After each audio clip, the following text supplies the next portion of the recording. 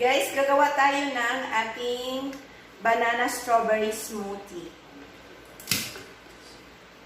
So, gagawa tayo ng pampalamig kasi sobrang init, guys. So, I have banana here.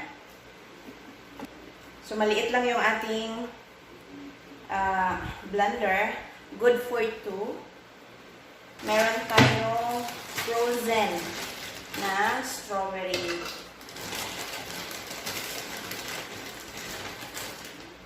Yan. Tama na yan. Fresh milk. Okay. Para hindi na tayo maglalagay ng ice.